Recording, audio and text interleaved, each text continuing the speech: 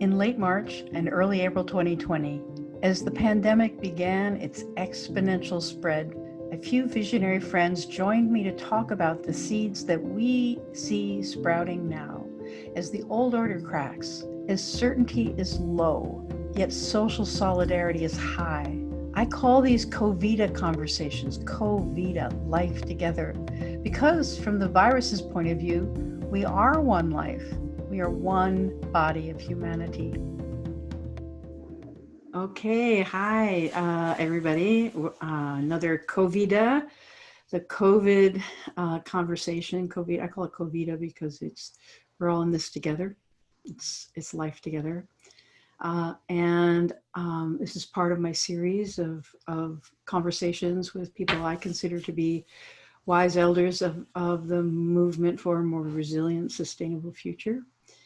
And I'm talking today to Sherri Mitchell. She will introduce herself, but the question that I'm posing, Sherri, is to everybody. I mean, I want to read your signature in your email as a sort of setup. The good we secure for ourselves is precarious and uncertain unless it is secured for all of us and incorporated into our common life. And so it really keys into like, what is the good that is arising in this CoVida, this life we're sharing, this sort of one body of humanity that the virus doesn't recognize any difference in. We're all just one human body. What are the things that you're noticing that we can anchor in language or ideas or policies that we can carry with us, through the pandemic and post, so that really to see if these ideas can root in for the future. So that's the general territory, and over to you, Sherri. Kichiwiliwan, thank you very much, Vicki. Kwe, hello. Andali wisi wana hamukwasit na geopana webskek. Silda and Nabama Kawasus no Bonawebskeg, Nagakakus no Tibayek, and Nalita Hazio and Diane. So my name is Sherri Mitchell. My name in my language is Wanahamukwasit. I'm from Chkwabanakieg, from the Penobscot Nation. And my family is Bear Clan from the Penobscot Nation and Crow Clan from the Passamaquoddy tribe at Tibayek.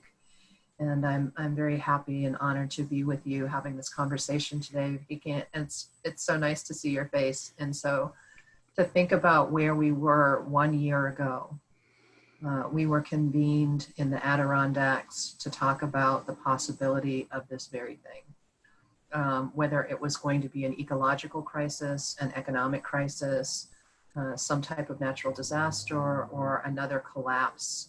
We were called together to start thinking about how do we prepare our networks for an inevitable collapse. And here we are 1 year later having this conversation from isolation within our own homes as a result of multiple collapses occurring simultaneously. And so it's just this really interesting time for us to come back together 1 year later to have this conversation.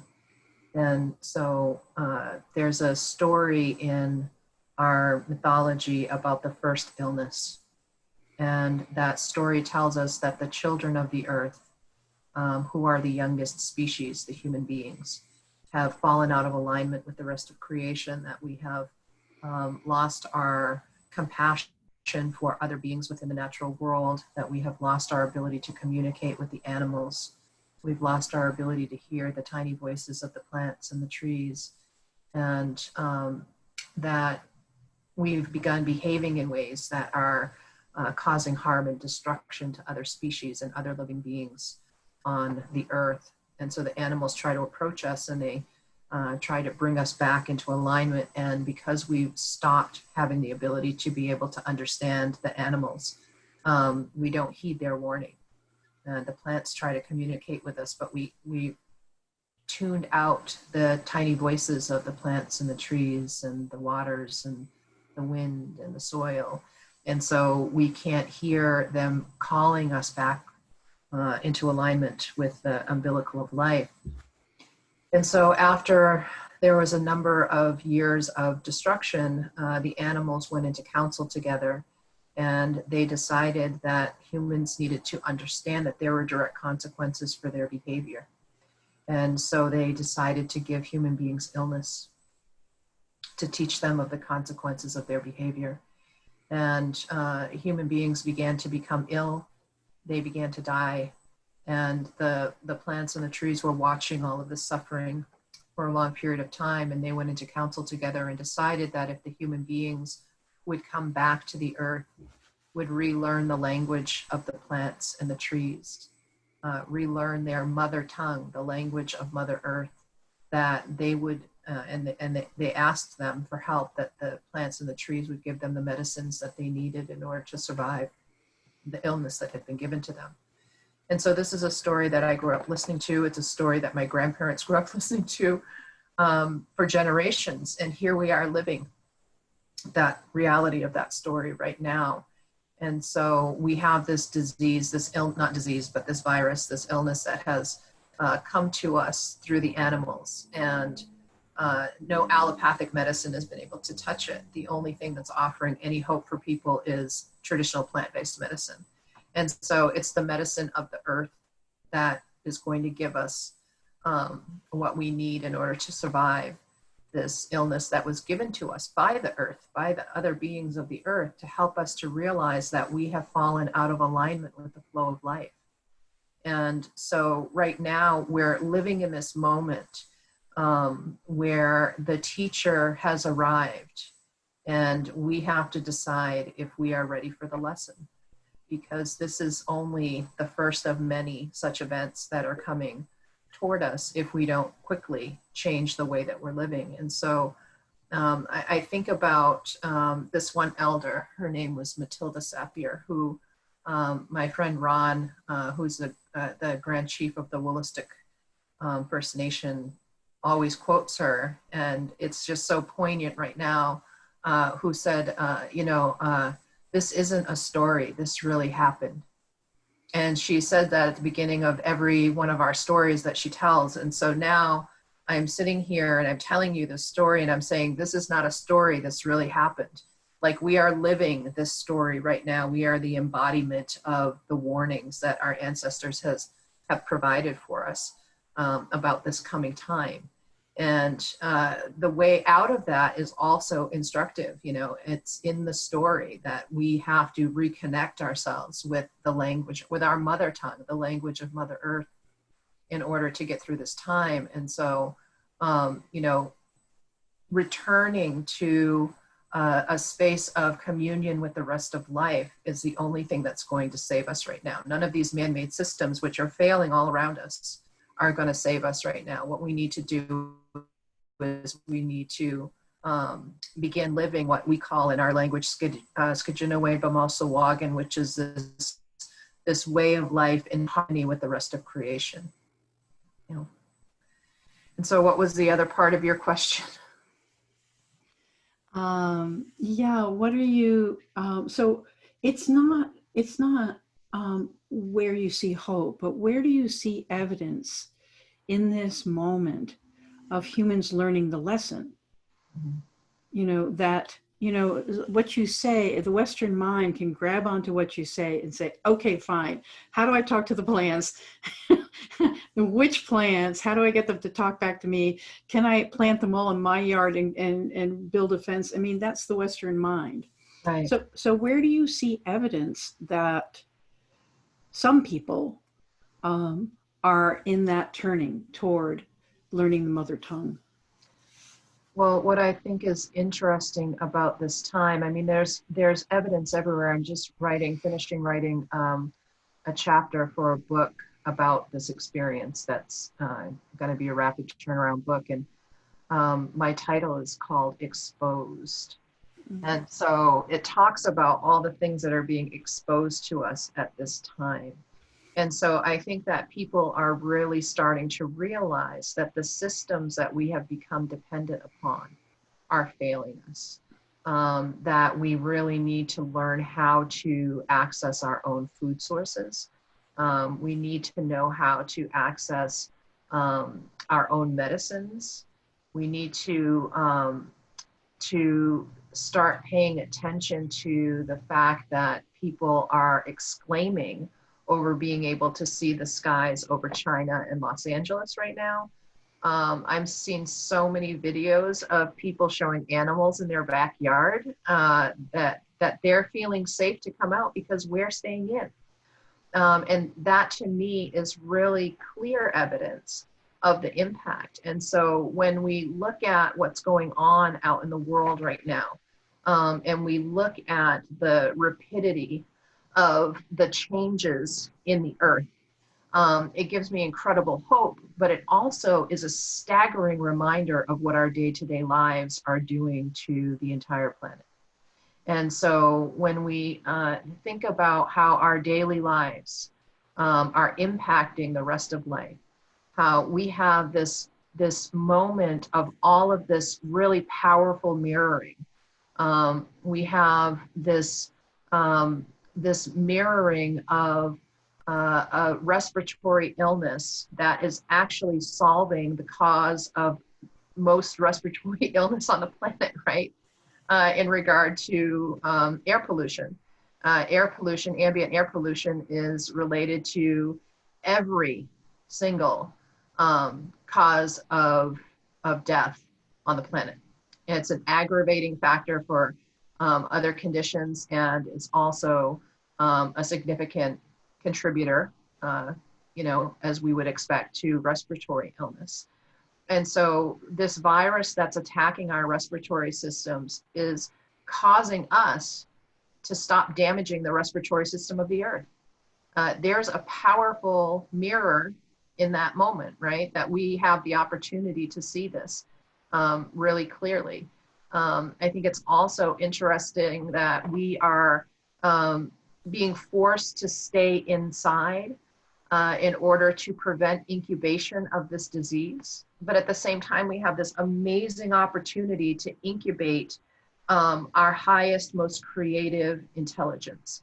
That we have the opportunity to tap into what I write about in my book called Our Creation Song, which is what is our gift, our purpose that we came here to offer the rest of creation? What did we come here to, what vibration did we bring into the planet at the time of our birth that is needed right now for this symphony of life?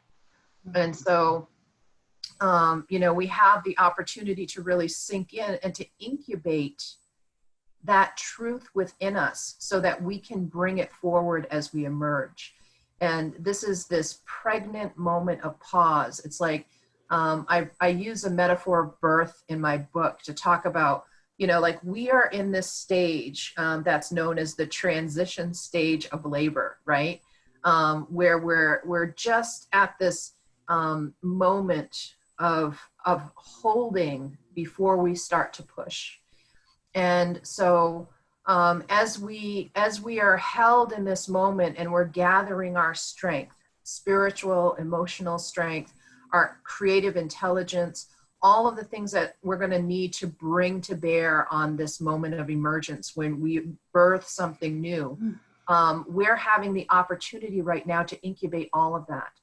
And so then when we begin this pushing process, as we begin to crown this new way of being and birth this new way of being into physical form out in the world, that we can carry with us all of that has been cultivated in this time of incubation. And so there's just all of these really beautiful paradoxes and dichotomies, and we in this territory, and I'm sure others in their own territories, but people from my traditional community here and across the border have been doing sunrise and sunset prayers. And so just thinking about, existing in that moment between darkness and light, in that really sweet, powerful time where we're in the process of shifting. And so, there's all of this going on right now. And eventually, the guess which profession I didn't do, and all of these other distracting games that people are playing on social media are going to start to lose their luster, and people are going to start hopefully looking deeper within themselves, looking for more meaning, realizing the image before them is shallow and that it is meaningless, and they're going to start seeking something that is deeper and more meaningful and purposeful to be doing with this precious time. I noticed that the first week there were all of these comments by parents out there who are having to take responsibility for their children, for the first time. Some of them, their kids have been in childcare and in school since they were very, very small. And there was all of this complaining and all of these really negative comments and a lot of sarcasm about having to be home with their children and, send help and all of this other stuff. And then I've watched over the last 3 weeks as that has changed. And now we're seeing these things being posted by parents that are just creative genius in the ways that they are adapting to this new experience of being with their family. And so, we're having these experiences where we're having to take back responsibility for all aspects of our being and for everything that we have been responsible for creating.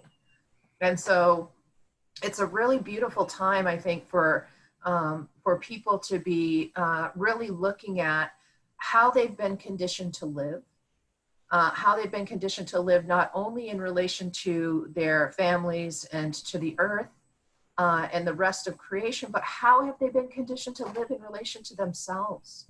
Do they know who they are? Who are they beyond all of these external labels that have been placed upon them and these expectations that have been placed upon them? And so to me, this is really beautiful, painful, hopeful, terrifying, and blessed opportunity for us to really come home to who we are and how we are living in the world. So I think that when we look at healthcare, when we look at the economy, somebody posted a meme on Facebook that I also shared because I just thought it was hilariously funny, and we need humor at this time as well. And it was a picture of dinosaurs and the meteor going over the head of the dinosaurs, and the dinosaurs were saying, "Oh shit, the economy," right? Like our priorities right now are being sorted out, right? Like they're being sorted out in a way that that we cannot escape. And so, excuse me, I've been thinking a lot about that, that way that we assign value. We have all of our value measures are based on economic models.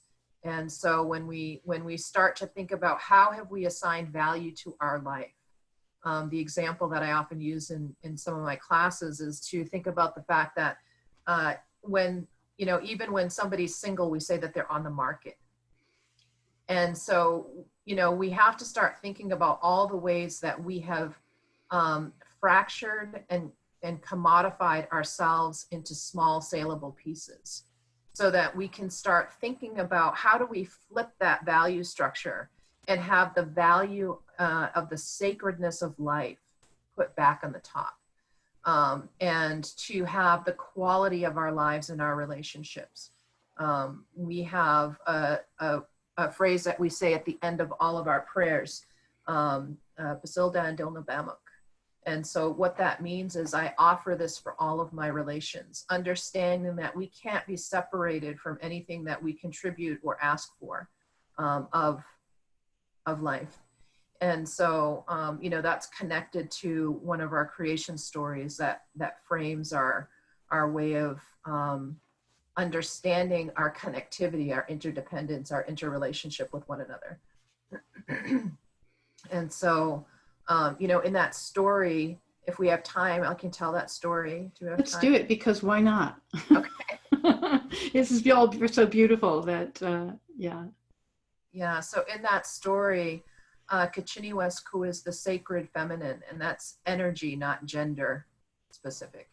And Echamundo, who is the sacred masculine, are living in this duality beyond time. And Echamundo is in the form of uh, this unrealized potential, this pool of matter that is just sitting stable and waiting. And Kachiniwesk approaches Ecchamundo, and she begins to speak into Ecchamundo's form, into that pool of matter. And as the vibration and the frequency of her words enters into that pool of matter that makes up Ecchamundo, all form is created. And she continues to speak into Ecchamundo until that entire seed of life has been created. And once that entire seed of life has been created and all life forms are existing within that seed, she begins to sing. And as she's singing into that seed of life, the sides of it begin to vibrate until the vibration becomes strong enough that that seed bursts and life is expanded across the known universe. And so that's one of our creation stories that teaches us about our interrelatedness and interdependence, because we all come from the same seed of life. And so you see all these like really quaint memes about Indigenous web of life teachings, and they're just these really shallow snippets of you know, these little phrases. But what's embedded within the deeper level of those teachings is that what we're really talking about when we talk about we're all connected to this one web of life, we're talking about our connections throughout the universe and the fact that we are also born of the same seed of life. Mm-hmm. And that that translates in modern scientific terms, our understanding of it translates into quantum entanglement. And so when we think about that, what quantum entanglement tells us is that any matter that was once connected physically cannot be separated energetically. And so in our beliefs, it's energetically and spiritually. And so we have hope that science, who is now caught up to that part of the concept, will eventually catch up to the spiritual aspects as well. And so if we want to think about that in practical terms to really help us understand what that means, we can think about somebody who's had an amputation. So they have what's called phantom limb syndrome. And so when their leg has been amputated from the knee down, they still have sensations in their foot.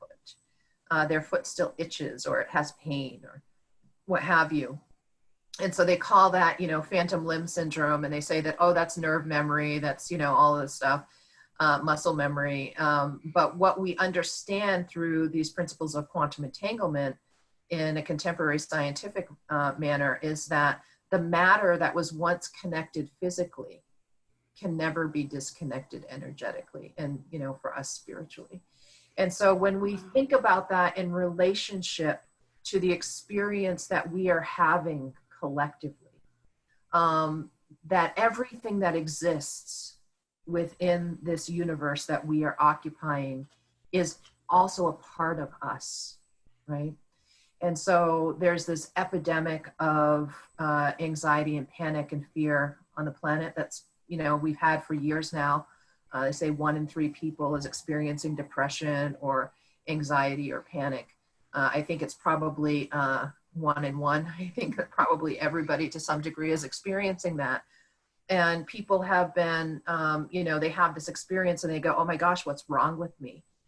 And to me, that's evidence of something being righted within us, because, you know, just in the story of the first illness where the people began to walk away from the rest of the beings in the natural world, then they lost their ability to sense and to hear and to communicate with the rest of life. And what's happening to us now is that those synapses are being reconnected.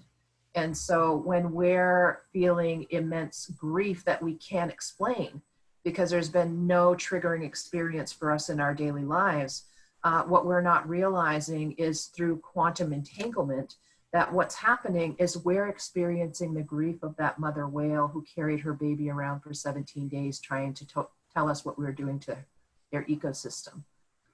When we're swamped with loneliness, even though we're connected to people that we love and we feel engaged with, what we're feeling is the loneliness of the last white rhino on the planet who has no one left in their species to talk to or communicate with or be with.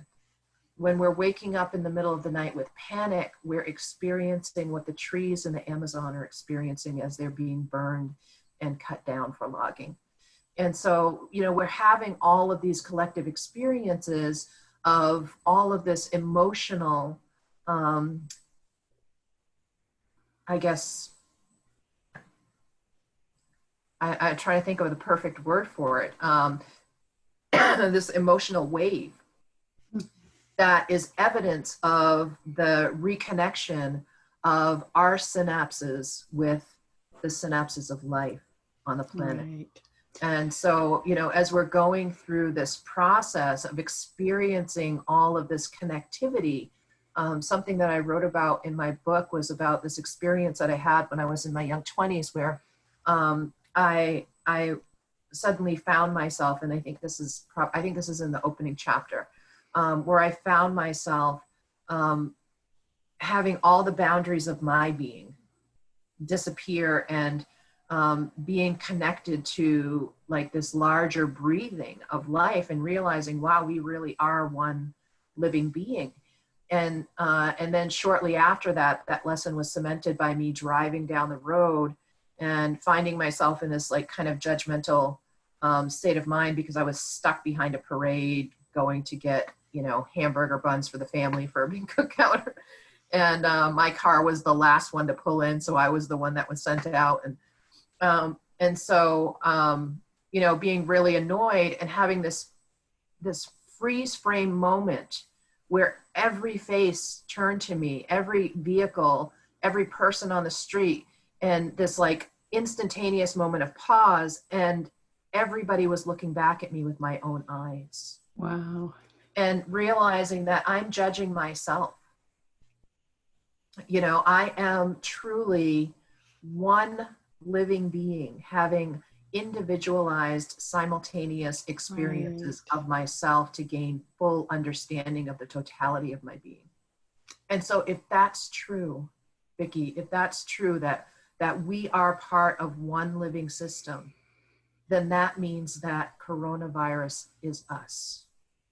That means that we are looking into the face of our own being when we're looking at the coronavirus. Mm-hmm. And so when we're thinking about the significance of what does this respiratory illness mean, you know, based on what I talked about at the beginning of our discussion, we start to see parallels and mirroring that is guiding and instructing us and giving us the opportunity to choose who do we want to be?